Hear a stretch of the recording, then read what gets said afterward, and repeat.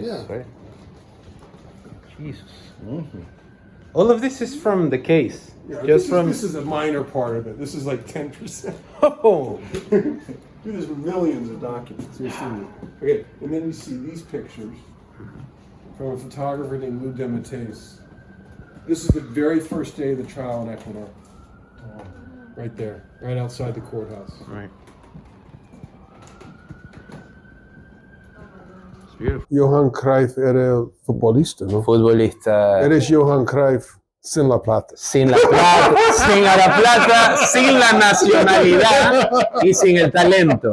Gracias por aceptarnos aquí en su casa. Mi placer, amigo. Gracias. Casa acogedora, bastante bonita. Yo tengo mucho cariño para su país. Es mi segundo país. Segundo país. Tengo más de 250 viajes a su país. ¿Cuál fue la primera mención de Ecuador que tuviste? ¿Cómo llegaste a Ecuador? Estamos, Ya estamos, okay. sí. Yo estuve invitado por un abogado norteamericano quien nació en Ecuador, pero ahora es abogado en Estados Unidos. Se llama Cristóbal Bonifaz. Cristóbal Bonifaz, ok. Su abuelo era presidente de Ecuador por 4 días en la década de los 30. Ok. Entonces, él tiene muchas raíces en Ecuador y él se dio cuenta de que había este problema de muchísima contaminación dejada por Texaco en la Amazonía. Y yo estaba estudiando Derecho en Harvard con el hijo de Cristóbal, amigo mío. Y Cristóbal nos dijo y organizamos un equipo de abogados y médicos para visitar la zona afectada. En esos años estuvo muy aislado. En Lago Agrio, Coca, no había mucha gente, menos los pueblos indígenas. Y fuimos en abril de 93 y lo que yo vi cambió mi vida. ¿Qué fue lo que viste? Como para que cambie tu vida. Porque, a ver, pongámonos un poco en contexto. Yeah. Tú eres un hombre norteamericano Sí. que va a Ecuador y ve algo terrible.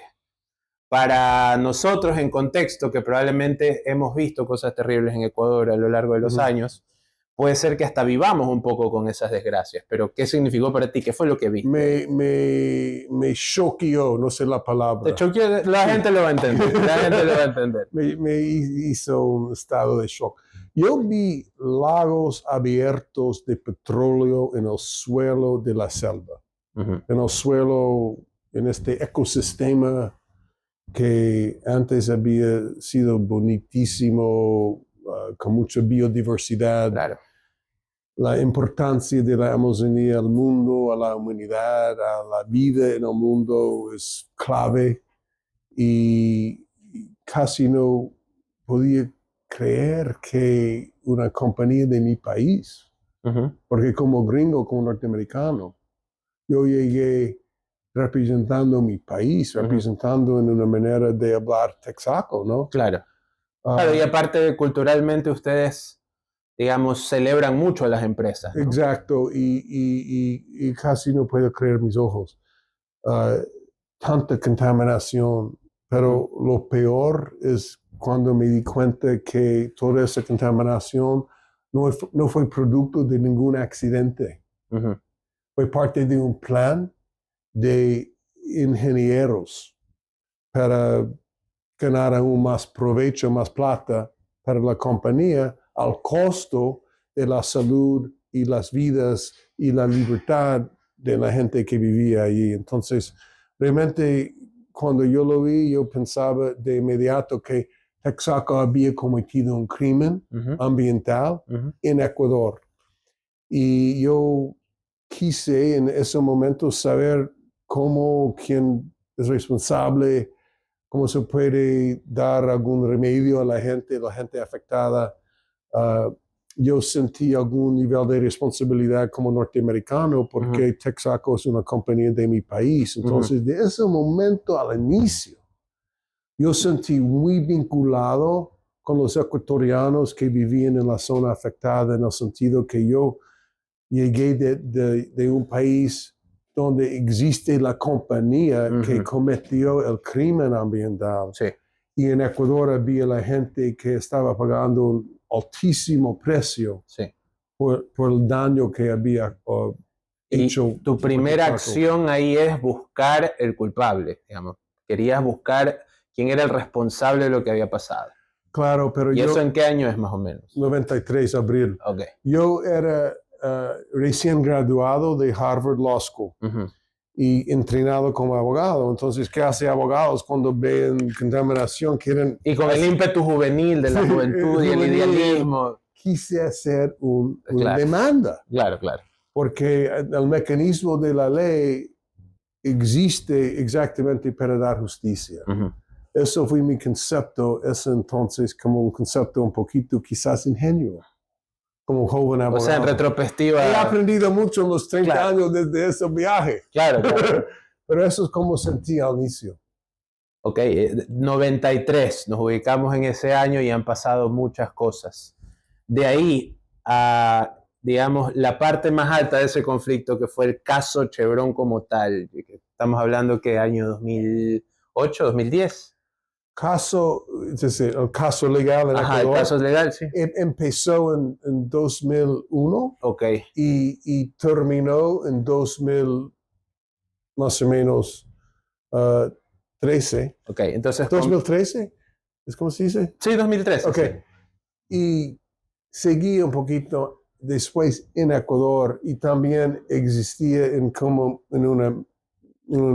como, no sé cómo es la palabra, un camino paralelo en Estados Unidos. Ah, ok, había un juicio paralelo en Estados Unidos. Sí. Ok, 2001 empieza y en ese momento tú creías que podía pasar algo a favor de Ecuador, por decirlo de alguna forma. Claro, yo estaba batallando por los pueblos de Ecuador y quiero explicar que eso fue una demanda distinta del gobierno de Ecuador. Porque por años el gobierno de Ecuador en los años 70, 80 estaba ¿cómo se llama? El partner, ¿cómo se llama partner? Compañero. No, Socio de Texaco, ganando plata de este terrible operación de contaminación, basado en contaminación. Entonces, los pueblos afectados quisieran del inicio, también bajo el consejo de nosotros, los abogados, hacer una demanda independiente, privado, contra una compañía privada, para sacar compensación por los daños que se habían causado a sus vidas y sus culturas y sus naciones. Porque yo me di cuenta cuando yo llegué en su país, en Ecuador, ahora es mi segundo país, pero nuestro país. Nuestro país. Había mucho racismo en Ecuador. Todavía. Y también aquí, en Estados Unidos. Por todo el mundo. Pero había gente, ¿por qué quiere como norteamericano ayudar a los amazónicos? Eso me hacían, esa pregunta mucha gente. Y me di cuenta que para realmente que los afectados pudieran ganar un juicio neutral o justo, fue necesario que las actitudes en el país, en lo que opinaba yo, tenían que cambiar. Aparte hay algo ahí que es interesante, ¿no?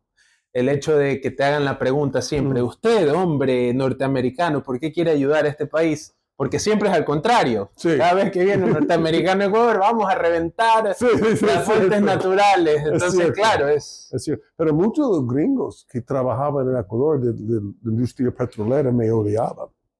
Me odiaban. Y me imagino. Pues, ¿no? Porque fuiste a arruinar el loco de un gringo privilegiado de Harvard.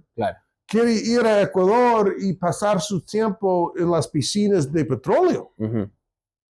Donde si hubiera podido ganar mucha plata como un abogado más tradicional en mi país. Probablemente siendo un abogado de las petroleras habría sido más rentable. En mi grupo, mi compañero de clase en Harvard fue Barack Obama. Gente de esa clase se fue al mundo y manejan muchas cosas importantes. Yo soy el único de esa clase que hice este tipo de trabajo a este nivel. Pues estoy muy orgulloso de lo que las comunidades han logrado. Quiero enfatizar, el caso no es mío. Ujú, El caso es de las comunidades afectadas. Soy solamente abogado. ujú. Y soy abogado entre un grupo de abogados. Pero eres consciente de que tu nombre en Ecuador es, primero, desconocido para la mayoría de la gente, pero también muy agarrado por parte de la gente que hace campaña en contra del juicio.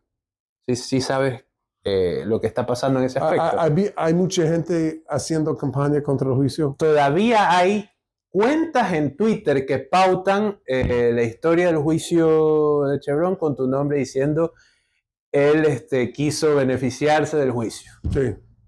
Mientras que la gente no sabe qué mismo es. O sea, no Bueno, entiende. quiero decir que yo he pagado un muy alto precio Eso te iba a por mi preguntar. trabajo. Nunca fui yo motivado por la plata. Ujú, Fui motivado por la justicia. Obviamente, cualquier abogado quiere estar pagado por su trabajo. ujú. Pero yo no he ganado ni un dólar. Yo solamente gastos pagados por los que estaban financiando el caso. Y Chevron está muy enojado conmigo. Y Las después, consecuencias sí, después de habíamos ganado, las comunidades habían ganado el caso en Ecuador, un triunfo histórico. Ujú, Porque nunca en la historia del mundo habían ganado grupos indígenas, grupos o comunidades amazónicas sobre un gran petrolero en un caso legal a este nivel. Nunca ha pasado y no ha pasado desde. Entonces ellos quieren matar no solamente el caso, pero la idea del caso. sí. Quiero que desaparezca este tipo de caso. Entonces, parte de su estrategia es atacar a los abogados. Pablo Fajardo en Ecuador, Julio Prieto en Ecuador, Steven Donziger en Estados Unidos. Porque yo vivo aquí y Texaco y Chevron y sus abogados en mi vista son racistas. Entonces, ellos no quieren que las comunidades de Ecuador tengan la voluntad, la educación para ganar este tipo de casos. No. Ocupan todo el caso sobre el gringo, sobre mí. Ujú. Y es una manera de realmente deshumanizar A las comunidades. las comunidades y para mí es una forma de racismo. Ujú. Quiero enfatizar, sí, tenía un papel importante, pero no es mi caso. Había muchos otros abogados y el crédito de este triunfo histórico es en las manos de las comunidades afectadas más que todo, porque ellos han soportado la peor condición de vida por la destrucción de su agua, su aire, su medio ambiente Ujú. y sus culturas. Ok. Y realmente es un desastre muy desconocido por el mundo. Ujú, Pero totalmente. yo soy una persona que habla de ese. Yo llevo en mi corazón y en mi cerebro, y en mi boca, la historia de la verdad, de lo que Texaco hizo en Ecuador. Entonces quieren silenciarme. Y en el fin me encarcelaron por casi 3 años en Estados Unidos como castigo en los ojos de Chevron por mi trabajo en Ecuador. Y a pesar de eso, no te arrepientes de nada. Nada. O sea, el encarcelamiento Mira, el hecho que tenían que encarcelarme ilegalmente, Sí. según las Naciones Unidas, yo pongo en mi cuerpo como un signo de honor. Ok. Porque ellos no empiezan un caso para encarcelar a los abogados. Ujú. ¿Por qué hizo a mí? Porque teníamos, yo personalmente, nuestro grupo, nuestro equipo, los líderes de las comunidades, incluso Luis Llanza y Humberto Piaguaje, en Emergildo Criollo, entre muchos otros. Éramos eficaces. Nunca imaginaba Texaco y Chevron que gente así, gente indígena, gente de Ecuador sin ningún grado de ninguna universidad, pudieran encontrar un camino para ganar este tipo de casos. Es decir, eso fue una cosa que Chevron nunca había visto. Todavía no lo han visto otra vez y quieren matar a mí. Yo no hablo físicamente, quizás como quieren, concepto, quizás quieren la idea la idea de mí. Es decir, la idea de un abogado la idea de que la sale de Harvard o una escuela de Estados Unidos y pasa años y años en Ecuador. Tengo más de 250 viajes a su país y ellos quieren matar el concepto de ese tipo de abogado y está tratando de hacer por atacar a mí y tratar de limitar mi vida. Ya no tengo pasaporte. Pasé casi 3 años encarcelado en Estados Unidos, pero quizás limitar a mi libertad de movimiento. Pero honestamente yo crecía en esos 3 años mucho más que yo había crecido en los 30 años previos. ¿En qué forma vino ese Porque crecimiento? una cosa, Sí. me dieron primero una plataforma. Todo el mundo de repente se interesaba en por qué estuve encarcelado. Gente por este humilde departamento, humilde es 2 camas, vivo aquí con mi esposa y mi hijo. Estaba pasando toda gente de todo el mundo para visitarme, incluso Roger Waters, Sting, abogados, políticos, todos activistas. Gente de Ecuador, Leonidas Issa, candidato de presidente en Ecuador. Y realmente eso ¿cómo es la palabra? Me levantó y llenó mi espíritu, mi corazón y me da y le da a mi hijo y mi esposa mucho más fuerza que teníamos. Entonces,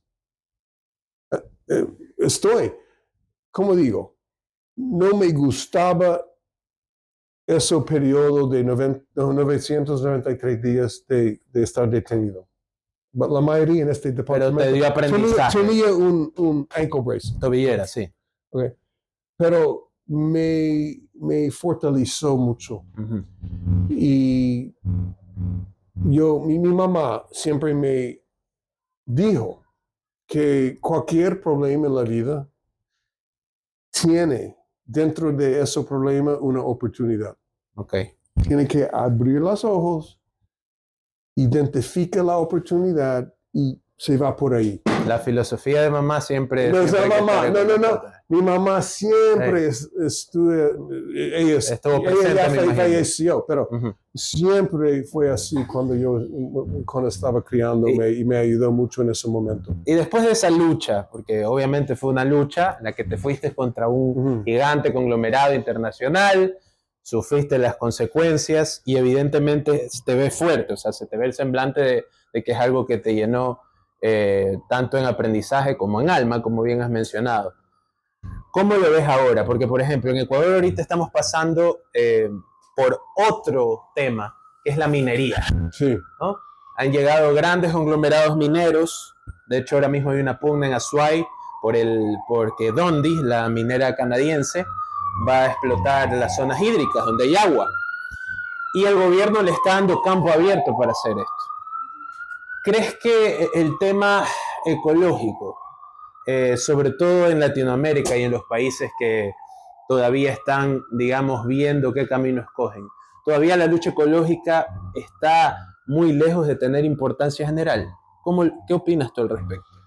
Hay que vincular la lucha ecológica con la lucha de clases. Sí, y las otras cosas que están pasando. En Estados Unidos tenemos Trump, tenemos un camino para el fascismo abierto en Estados Unidos ahora. Sí. Tienen ustedes Noboa. Yo creo que como Trump, Noboa son cobardes. Sí. En lo que opino. Cobardes. Sí. Estamos de acuerdo. Y Noboa en Ecuador está totalmente al lado de Chevron contra su propia gente. Sí. Y después de tantos años de trabajar, y yo he visto no sé cuántos presidentes en su país, quizás 12, 14, lo más fuerte a favor de los afectados fue Rafael Correa. Y yo no comento nada porque el caso es independiente del gobierno, pero él por lo menos habló de los afectados, habló de la injusticia, como hablaba Obama de la injusticia en el Deepwater Horizon oil disaster en el Golfo de México, En el Golfo de México, sí. en 2006. Ujú, De presidentes, cualquier país, deberían hablar ujú, de sus gentes en su país que están sufriendo, ¿no? ujú. Entonces, Noboa está totalmente al lado de Chevron. Hay chisme que él quiere pagar a Chevron varios mil de millones de dólares para compensar a Chevron por el caso que hizo las comunidades. Les digo a gente de Ecuador, eso es la cosa que es más injusto, más injustificable, Después de todo lo que más pasó. loco, Ujú. es payaso que él está aún pensando de eso. O sea, es una payasada. Entonces, que él se está hace. representando su país, sus ciudadanos, o un multinacional de Estados Unidos que ha cometido un crimen en su país. Hay que escoger. Claro, él representa su grupo, ¿no? También su Sí, grupo claro, empresarial. claro. Pero quiero enfatizar otra cosa. Ujú, Primero, yo amo Ecuador. ujú. Y todos los ecuatorianos que me están escuchando, yo tengo mucho respeto para su país. Ecuador es un país revolucionario en cuestiones ecológicas, Ujú. legales, constitución, derechos de la naturaleza, es un ejemplo. El referéndum sobre el Yasuní, otro. Y ahora Noboa está tratando de realmente destruir todos esos avances en Ecuador que todo el mundo sabe, en mi mundo, en el mundo ecológico, que Ecuador es un líder a nivel global. El caso contra Chevron es otro ejemplo de que Ecuador es una más avanzado en lo que opino yo En que los materia Estados ecológica. Unidos. Ujú. Okay. Bueno, ahorita tenemos un problema porque eliminaron el Ministerio del Ambiente Yo sé. y lo juntaron al Ministerio de Energía y Minas. Eso es como un maniobra estilo Trump. Ujú. Okay. Y es Orwellian. Eso tipo Orwelliano, de cosa. ok. Orwelliano. Pero quiero decir lo siguiente. El caso contra Chevron han ganado las comunidades. No han perdido. Chevron quiere convencer a la gente de Ecuador que ellos ganaran. Sí. Es mentira. Ganaron las comunidades, ganaron en 2011 a nivel de juicio, 2013 a nivel de apelación y 2018 a nivel de la Corte Constitucional del país. Por favor, entiendan, mis amigos, ¿ok? Las comunidades, su dictamen, su juicio, su triunfo han sido afirmados por los dos cortes de Ecuador más alto, Corte Nacional de Justicia, De justicia, y la sí. Corte Constitucional, en decisiones unánimos, ¿ok? Y debido a ese éxito, ellos quieren matar los abogados, Ujú. quieren Eliminar las ideas. eliminar la idea que puede ser el caso. Claro. El caso no es terminado. Por favor, entiendan. Las comunidades tienen el derecho de ir a cualquier país donde Chevron tiene bienes, plata, refinerías, y ir a las cortes y buscan un orden que Chevron o que esos bienes sean como congelados por la corte y transferidos A las a comunidades. las comunidades. Ujú. Y les prometo que eso va a pasar. Y eso también explica por qué yo no puedo viajar. Chevron ha sacado un injusto y ilegal orden de un juez acá, que yo no puedo salir al país. ¿Por qué? Claro. Chevron no quiere que yo estoy en Ecuador explicando lo que le explico a usted en este momento. Claro. No quiere que me voy a Ecuador y hablar con las comunidades y motivar a las comunidades. No quieren que me voy a Brasil, a Canadá, Claro, a quieren Francia, a sacarte- Inglaterra, o Australia. Quieren sacarte de la lucha, quieren sacarte del Exacto. foco. Y desgraciadamente han Ujú. tenido éxito. Pero mira, yo no soy el único abogado del mundo. Ujú. Hay miles y miles de abogados en el mundo que quieren hacer este caso. Y me imagino que en estos momentos, o sea, me hago la pregunta, estando acá, te has de comunicar con otros abogados para esto, o sea, has de hablar con... Mira, yo no, quizás no puedo Compartir tu viajar, lucha. no puedo viajar, Ujú, pero yo puedo hablar por teléfono, exacto. por Zoom. Así es. Mira, yo siento más mal por las comunidades y el hecho que están sufriendo. Ujú. Hay cánceres, hay falta de agua limpia, agua está sucio, niños, Hay intoxicamiento, hay niños de todo. muriendo Sí. de cáncer. No hay ningún lugar en el mundo donde se ve niños de 6 meses con leucemia, menos donde hay contaminación petrolera. Ujú.